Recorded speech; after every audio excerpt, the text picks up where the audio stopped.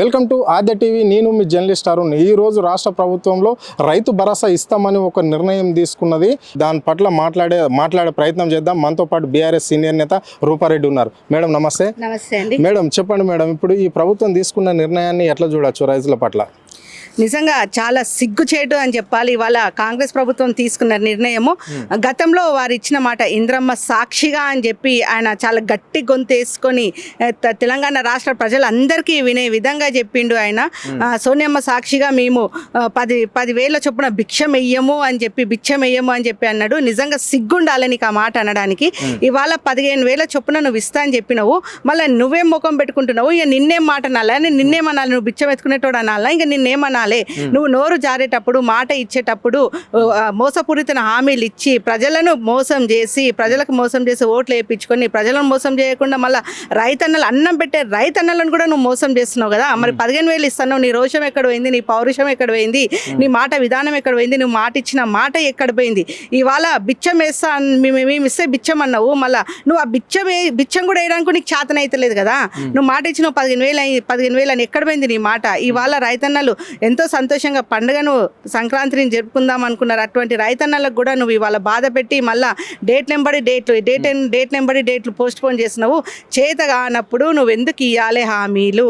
ఆ రోజు కేసీఆర్ గారు చాలా స్పష్టంగా చెప్పిండ్రు, 3వ సారి మేము అధికారంలోకి వస్తే మేము 6,000 చొప్పున మేము ఇస్తాము విడతల వారీగా అని చెప్పిండ్రు. కానీ నేను పెద్ద మూతబరిని, నేను పెద్ద అది సోనియమ్మ సాక్షిగాని సభాముఖంగా చెప్తేవి, ఆ మూతబరి ఎక్కడ పోయింది? నువ్వు ఇచ్చిన మాట ఎక్కడ పోయింది? సిగ్గుండాలని చెప్పి వాళ్ళు అడుగుతున్నాను నేను. సో ఇప్పుడు వాళ్ళు రైతు భరోసా పైసలు ఇస్తామని చెప్తున్నారు. సో 7 ఎకరాల నరకు ఇస్తారా, 10 ఎకరాలకు ఇస్తారా, 12 ఎకరాలకు ఇస్తారా? ఓన్లీ సాగు చేసే భూమికే రైతు భరోసా ఇవ్వాలని వారు నిర్ణయిస్తున్నారా ఈ ప్రభుత్వం? ఈ ప్రభుత్వం ఆ రోజు చెప్పింది మీరు ఎందుకు కన్ఫ్యూజ్ అవుతున్నారయ్యా అని చెప్పి క్లారిటీగా చెప్పి, మీకు ఇంత ఇస్తాం మాకు అంత ఇస్తాం అని చెప్పి వాళ్ళు దేనికి ఏమి గుండుసున్నా ఇస్తారు. నాకు తెలిసి ఏది ఇవ్వడానికి చేత కాదు. వాళ్ళు 6 గ్యారెంటీలు కాదు కదా, 6 గ్యారెంటీలు ఇయ్యరు, ఈ రైతు భరోసా ఇయ్యరు, ఏమి ఇయ్యరు వాళ్ళు చేత. కానీ ప్రభుత్వం ఈ సంవత్సరం పాలన లోపల 6 గ్యారెంటీలు అనేది ఎక్కడన్నా వాళ్ళు నిలబెట్టుకున్నారా?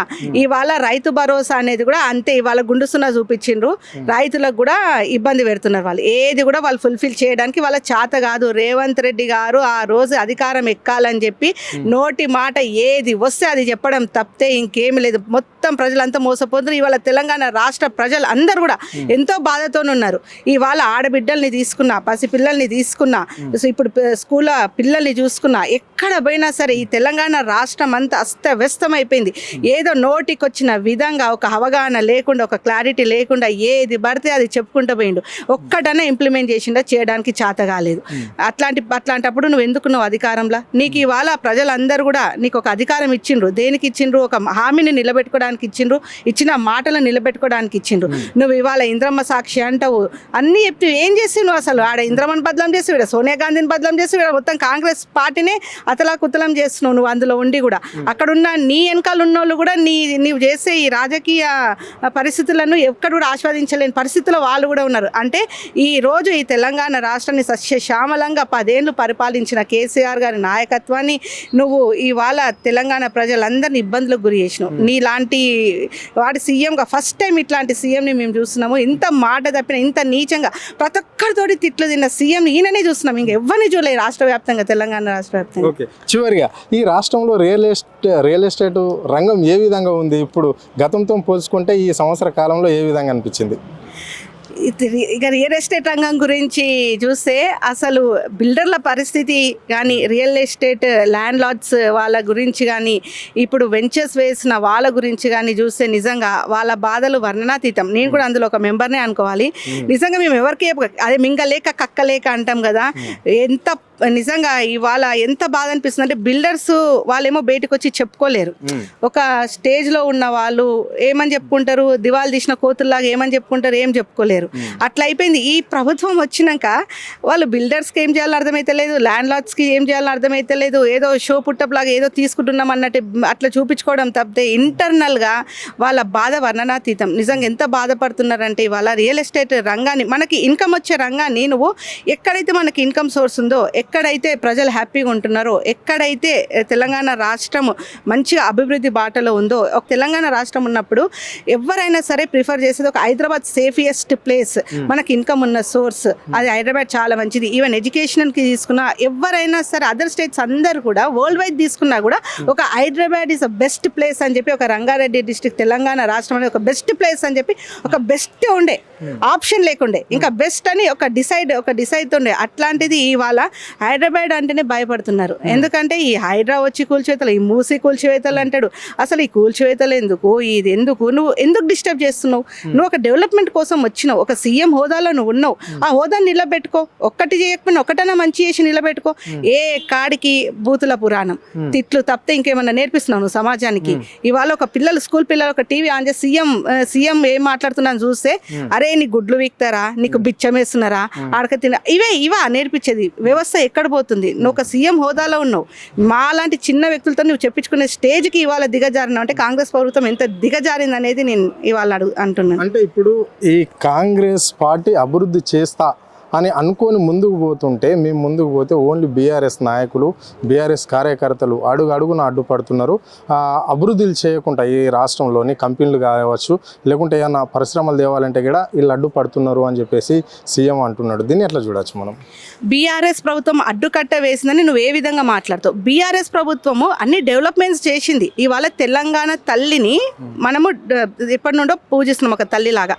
నువ్వు మార్చే అవసరం ఏముంది? అవసరం లేదు కదా. నువ్వు తెలంగాణ తల్లి ఒక బతుకమ్మని తెలంగాణ రాష్ట్రం అంతా పూలతోని పూజించి బతుకమ్మని ఎంతో దేవతతోని సమానంగా పోల్చిన తెలంగాణ విగ్రహాన్ని నువ్వు తీసేసినావు. నీకేం అవసరం ఉంది తీసేసే అవసరం? అంటే నువ్వు అభివృద్ధి ఉన్న దాన్ని అన్ని చెరిపేస్తుంటే మేము చేతులు కట్టుకొని నిలబడాలనా? నీకంటే చేత కాదు, నీకు చేతగాక మేము చేసిన దాన్ని నువ్వు చెరిపేయాలని చూస్తున్నావు. మాకు దమ్ముంది కాబట్టి నువ్వు చేసేవన్నీ అరాచకాలు కాబట్టి మేము అది ఎదుర్కోకపోతే ప్రజల సమస్యలు ఎట్లా తీరుతాయి? ప్రజలకి మా పైన ఎంతో నమ్మకం ఉంది కాబట్టి ఇవాళ హైదరాబాద్ మొత్తంలో కూడా ఎక్కడ కూడా బీఆర్ఎస్కి ఆదరణ తగ్గలేదు. ఇవాళ కేటీఆర్ అంటేనే ఒక బ్రాండ్. ఇక్కడ కేటీఆర్ అంటేనే ఎంతో మంది ఐటీ వాళ్ళు ప్రాణం ఇచ్చే విధంగా ఉన్నారు. ఇవాళ ఆయన మిస్ అయినందుకు ఎంతో బాధపడుతున్నారు. ఎందుకంటే నీలాంటి నీచుడు రాజ్యం వేలేసరికి ఏం చేయాలో అర్థం కాక వాళ్ళు నెత్తులు గోక్కొని రోడ్డు పైన తిరిగేటట్టు స్టేజ్కి నువ్వు తీసుకొచ్చినావు తెలంగాణ రాష్ట్ర ప్రభుత్వాన్ని అంతా. ఇవాళ మళ్ళీ మేము అడ్డుకట్ట వేసినాను, ఏ ముఖం పెట్టుకొని నువ్వు మాట్లాడుతున్నావు? అసలు నీకు చేతగాని ప్రభుత్వం నీది. నీ చేతగాక నీకు మినిస్టర్లను ఎట్లా హ్యాండిల్ చేయడం చేతగాక మీ సిద్ధం బయట ఏమి పీకలేక ఇవాళ మీరు అట్లున్నారు. మేము అన్ని అభివృద్ధులు చేసి తెలంగాణ రాష్ట్ర ప్రజలందరినీ మేము మెప్పించినాం. మెప్పించినందుకు ఇవాళ మాకు ప్రజాదరణ, మేము అధికారంలోకి లేకపోయినా సరే సమస్యలు ఉంటే మా తెలంగాణ భవన్కి లైన్ కడుతున్నారు కానీ మీ దగ్గరికి వస్తలేరు కదా. అంటే ఇక్కడ మీరే తేల్చుకోవాలి ఎవరికి ఎంత ఆదరణ ఉంది, ఎవరికి ఎంత చేతన అవుతుంది, ఎవరు అభివృద్ధి వైపు బాటలో వెళ్తున్నారు, ఎవరు ఎంత అభివృద్ధి చేసినని. మీకు ఇవాళ చేతగాని ప్రభుత్వంగా మీరున్నారు, మీరు ఏమి చెయ్యలేరు. మీరు ఖాళీ మైక్ల ముందలు కూర్చోవాలి. ఇందిరమ్మ రాజ్యం, సోనియమ్మ రాజ్యం, రాహుల్ గాంధీ రాజ్యం అని చెప్పి నువ్వు మాటలు మాట్లాడాలి. అది కూడా చేతనైతలేదు నీకు. దానికంటే నువ్వు దుకాణం బంద్ చేసుకొని కూర్చోవడం బెస్ట్ అని చెప్పి నేను అంటున్నాను. అంటే ఒకటి చివరిగా కేటీఆర్ అరెస్ట్ అయితే బీఆర్ఎస్ నేతలు కావచ్చు, బీఆర్ఎస్ శ్రేణులు కావచ్చు, కార్యకర్తలు కావచ్చు, ఎట్లా ఉండబోతుంది రియాక్షన్ ఈ రాష్ట్ర ప్రభుత్వం పైన? నేనైతే 100% నేను అనేది ఏంటంటే కేటీఆర్ని అరెస్ట్ చేసే దమ్ము ధైర్యం అయితే లేదని చెప్తున్నాను. దమ్ము ధైర్యం కంటే కూడా కేటీఆర్ గారు చాలా క్లారిటీగా ఉన్నారు. ఆయన చేసిన అభివృద్ధి కానీ ఆయన ఎక్కడైనా సరే అవకతవకలు అనేది జరగలేదు. నేను ఓపెన్ ఛాలెంజ్కి సిద్ధంగా ఉన్నా. అసెంబ్లీ సాక్షిగా కూడా ఆయన నేను ఓపెన్ ఛాలెంజ్కి సిద్ధంగా ఉన్నా, చర్చిద్దామని చెప్పిండ్రు. ఒకవేళ ఏదన్నా మిస్యూజ్ చేసింటే ఫండ్స్ని ఆయన అంత ఓపెన్ ఛాలెంజ్ ఇయ్యాడు కదా. నేను అడుగుతున్నా ఇవాళ రేవంత్ సర్కార్ని, మీకెందుకు దమ్ము లేదు? మీరెందుకు చర్చకు రాలేదు? మీరెందుకు మాట్లాడలేదు? మేమందరం కూడా మాట్లాడతామని చెప్పి మీకు చెప్పినాం కదా.